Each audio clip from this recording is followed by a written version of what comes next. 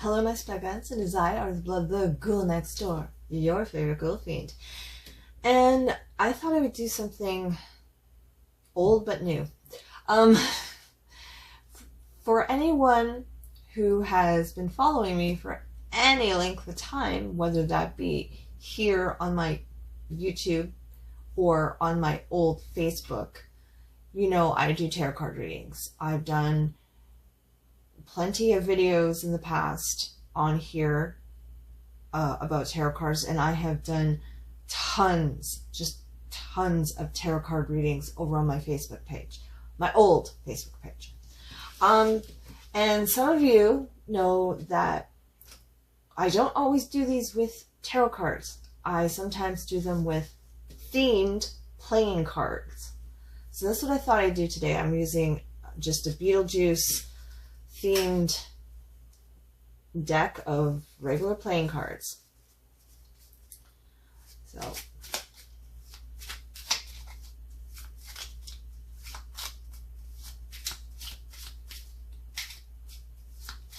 I don't know if you're going to be able to see them. I'll hold them up each time.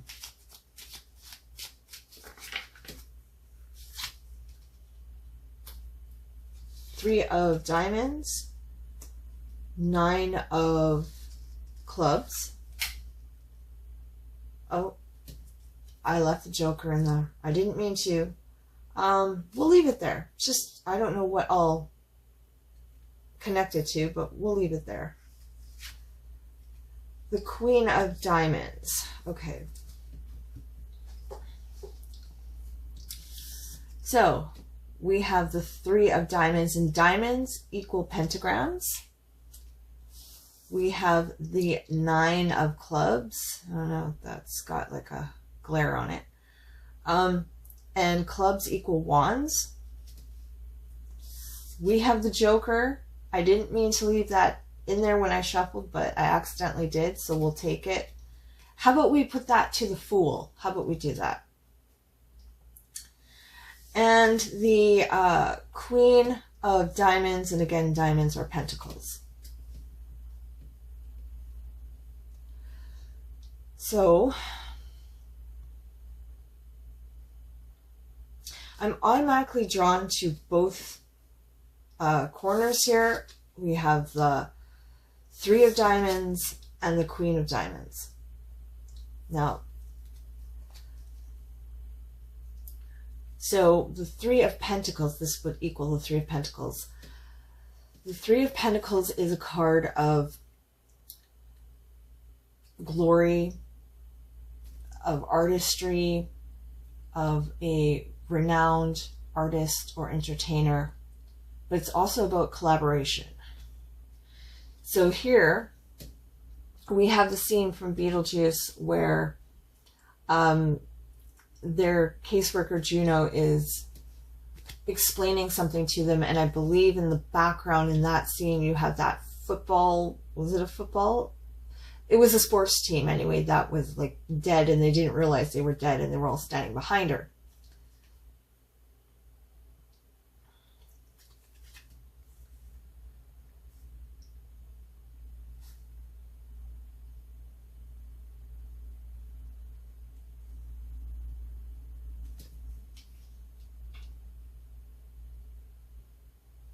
Just going on face value of the card and that scene, given the fact that it is 3 of pentacles, and as I said, that does have to do with renowned glory and cooperation, but being a pure entertainer and a pure artist.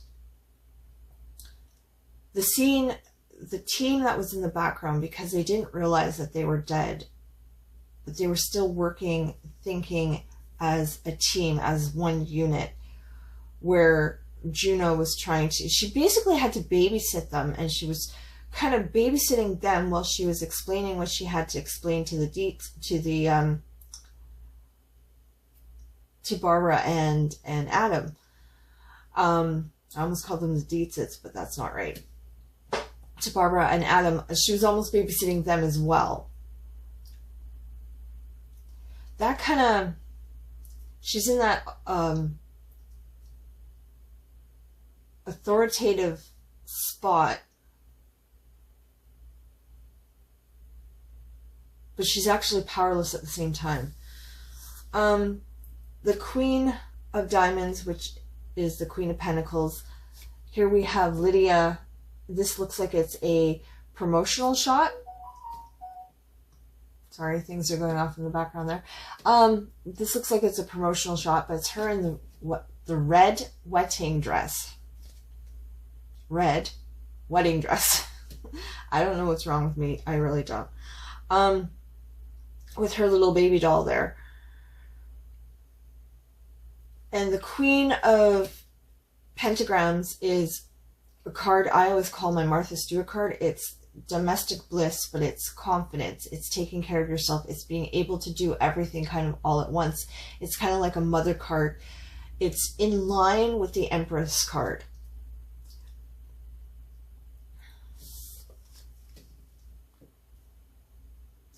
Now, in the movie, she kind of gets forced into it. Lydia gets forced into, or tricked actually, into the wedding, into the marriage with Beetlejuice against her will. But again, there's that domestic idea. So as I said, I was drawn to both these cards kind of together, even though they were at opposite ends.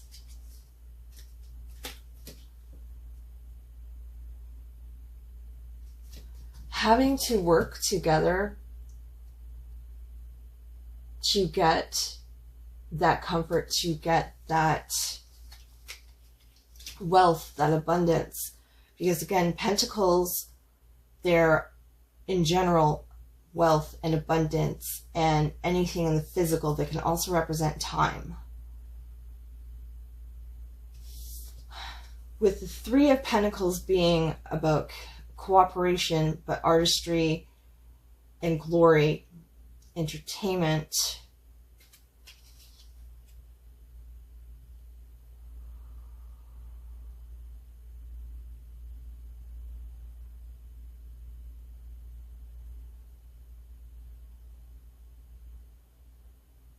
I really want to say there's a lack of communication somewhere. Maybe because they're sitting so far apart from each other, but I want to put them together. There's almost like there's a misconnect, there's a misdirect between, because I brought up the idea of the babysitting and the domestic bliss. There's almost as if there is a blockage.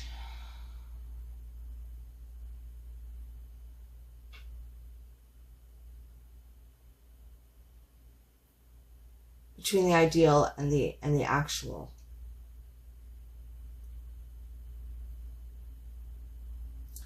This would be the ideal, and this would be the actual. The idea of having it all, doing it all, and the idea of just being the babysitter. I'm actually thinking of that line from The Goonies, where the one character goes, they're already on their adventure, and she goes, I feel like I'm babysitting, but I'm not getting paid. That's actually the line that's coming to my head. Moving on to the Nine of Clubs, which is the Nine of Wands. We have a scene of just a close-up of Barbara. And was this right? I think this is a scene right before she learns she can, she gets her fingers on fire when she's working with the fireplace, and she realizes that something's not right. I don't think it's a promotional scene. The Nine of Wands is a card of standing our ground, but it's also kind of, it's called the Wounded Warrior card. You've come to the end of something, and remember, nines are completions. They are the end of a cycle. So you've come to the end of something, you're exhausted, you don't think you can do any more. You're kind of like, this is it, I'm done. but you find the strength to kind of carry on. Wands are in general about movement and creativity and passion. In this scene, she's just learned that, like I said, something is different, something's not right. They're not human anymore, they're not normal anymore. That's a lot to process. When you get to the end of one physical cycle or one emotional cycle or one timing cycle, and you've got to move into that, transition into that next phase. That's basically where we are in this scene, where she's just kind of discovered, oh, this part of my life is over, and technically life is over and she's going into the afterlife. So one phase is over and she's going into the next phase, but she's also, this scene, they're also confused and angry and basically at their wits' end. And that's represented perfectly in the traditional Nine of Wands. So when you take that and kind of put it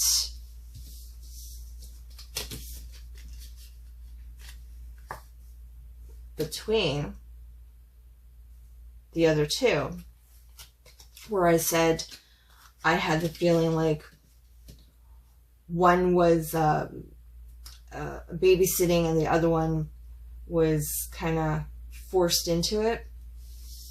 So you have this transition in between. I feel like I'm babysitting and I'm not getting paid. You have that mindset of it should be like this, but it's actually like this. Yeah, that's that idea again of the desire versus the reality. And a transitional stage. That realization that everything is fluid. Okay, and then like I said, I accidentally left the Joker card in the deck, and I didn't mean to do that. But this is, again, a scene where Adam has just tried to figure out, this is where they're pulling their faces and everything. And Adam is trying to figure out how to scare the humans out of the house and how to, the Dietzes out of the house. And at the same time, kind of learning how far he's willing to go. So if I connect the Joker to the Fool card in Tarot, the Fool is about new beginnings, following your heart, and just going for it. Kind of actually what they are doing in that scene too.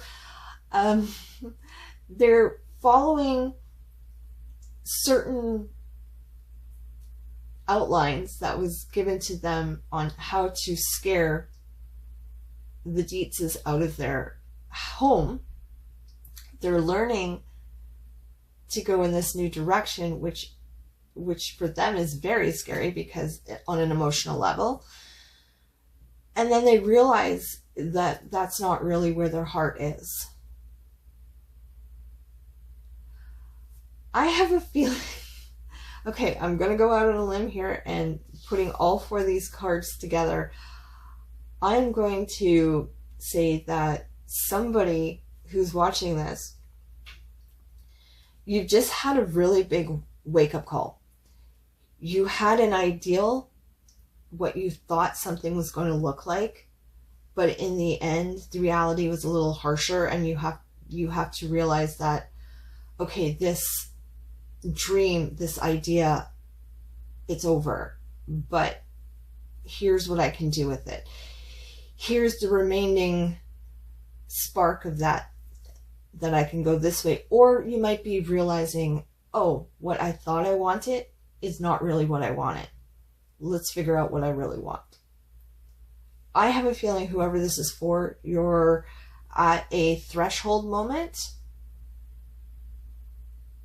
and you're having to kind of deal with the idea that maybe the path you thought you were on is not really the path you're meant to be on.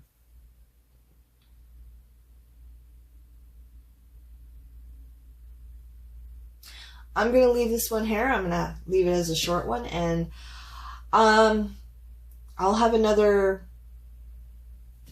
card reading in a few days. Okay, until then, Creeping Screams.